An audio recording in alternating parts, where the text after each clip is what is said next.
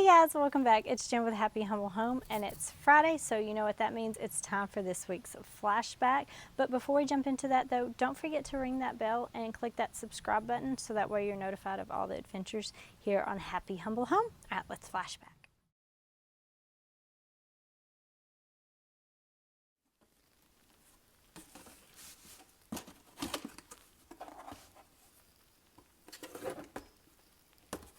All right guys, so they still look really good. I'm not seeing any kind of little like spots or anything. Like I said, some of them still have that pinkish tinge to them, but all of them do now, more so than other ones.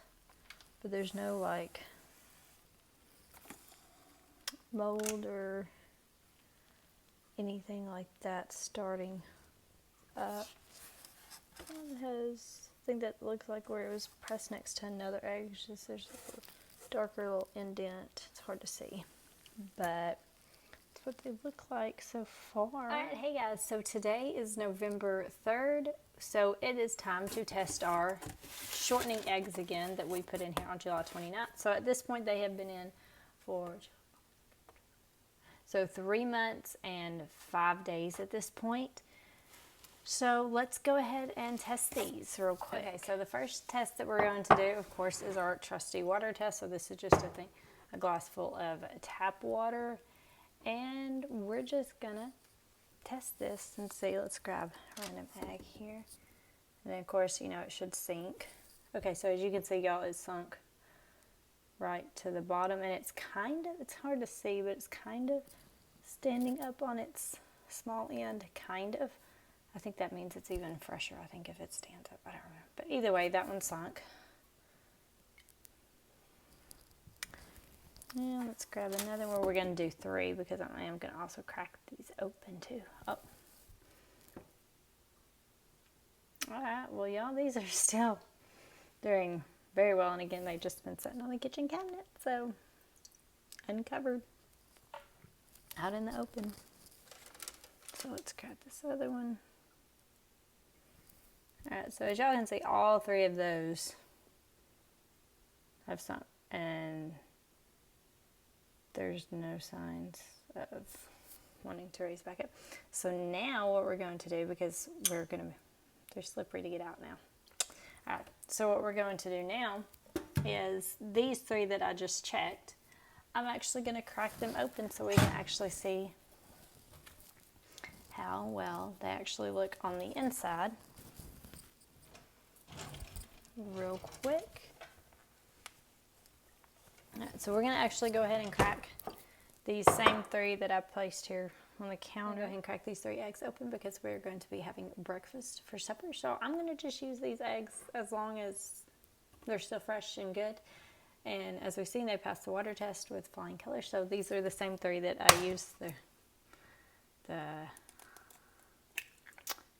test on. Okay, so there's the first egg. Let's see, we're going to attempt to try to crack this one-handed.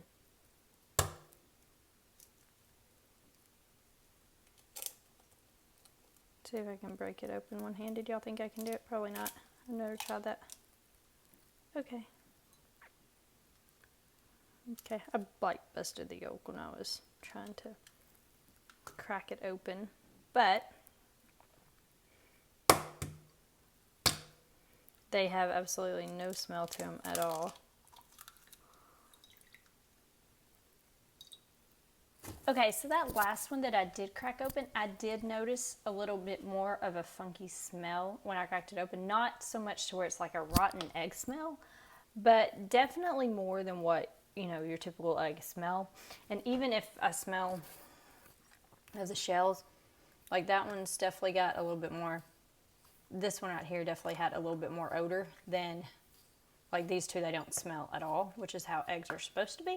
So that last one, it did, even though it did pass the sinking test, it has a very slight odor. Like I could barely notice it, but noticeable enough to where we're going to test another one, and I'm going to get a separate bowl. So I'm going to dump these out because I mixed them and I didn't think that through as far as me reusing them for supper. I didn't think that through.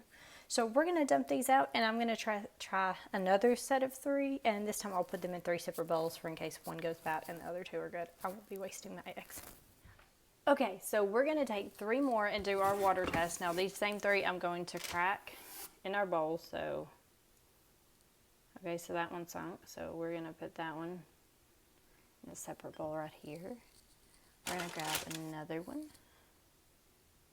And again, this is just regular tap water.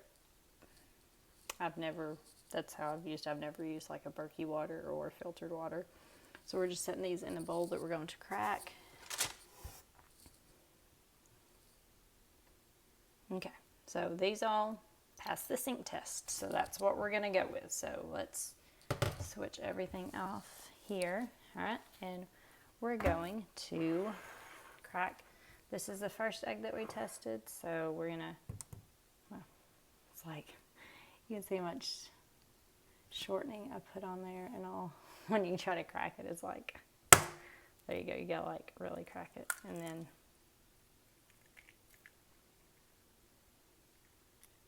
okay, I can't smell anything on that. It smells and looks like a normal egg. I mean, that one's a good egg. You can see it looks like it should. There's no discoloration. So that one was a good egg. And then let's try, this was our 3rd one that I don't think it really matters what order. This was our 3rd one. So again, we're just gonna plop it. And again, I don't smell anything like, it smells like an egg. So that other one definitely had some little off smell to it. So that's why I'm doing this, so we can figure this out together. So here's our 3rd egg. Now that yolk did break more. I don't know if that's, maybe y'all can tell me if that's a sign of freshness as well, because this first yolk really didn't break much. Second yolk definitely didn't break, and this one was a little bit more runny. So I don't know if maybe that's a sign of the freshness of an egg. I don't really know.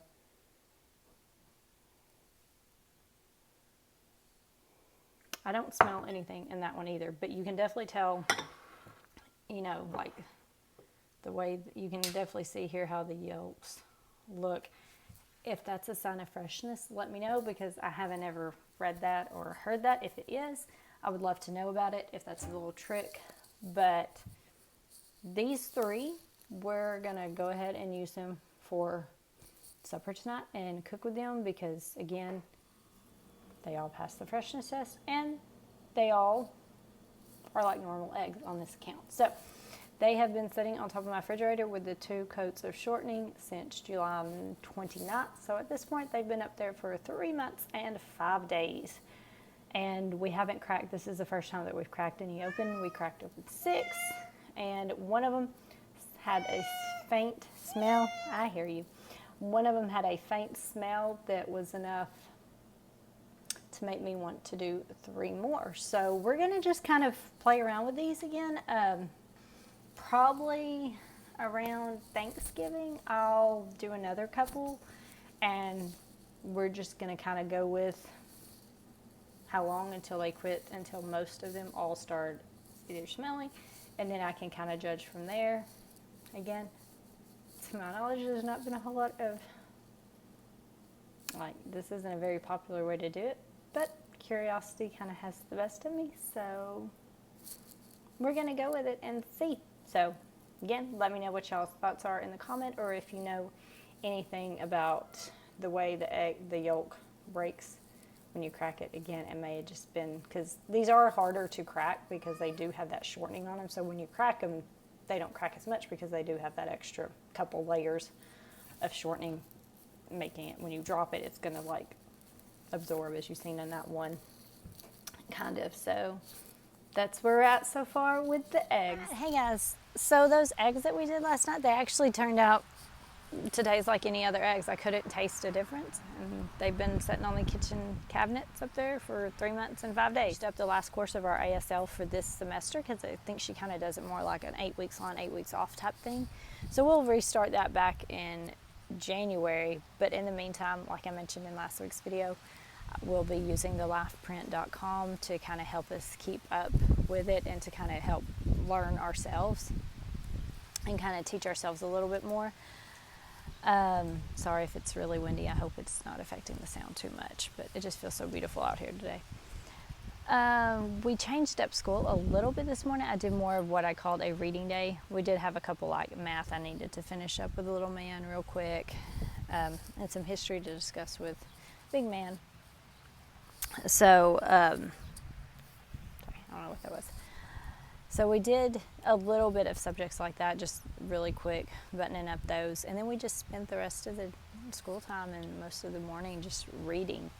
I did some from our read aloud book about Helen Keller, and then the two older ones, they just kind of read to themselves. And even the youngest one, he has a chapter book that he's trying to work his way through and that he's wanting to just read to himself. So I'm just kind of letting him go with it the best he can. And I asked him if there was words he didn't understand, he could come. He wasn't sure what they were, and he said that he felt like he was doing really good sounding them out in his head. So I'm just kind of letting him have that. And then he also did some reading out loud to me like normal too, but I do like to encourage our kids, especially when they're young like that, to be able to read out loud, or to read kind of to themselves a little bit as well. So that's what he was working on today, and it was a nice peaceful morning, just sitting back, relaxing and reading. This weather, I don't really know what's going on because it's November 4th and it's like 80 degrees out here today. Maybe not that one, but it's really windy, but it does feel beautiful out here.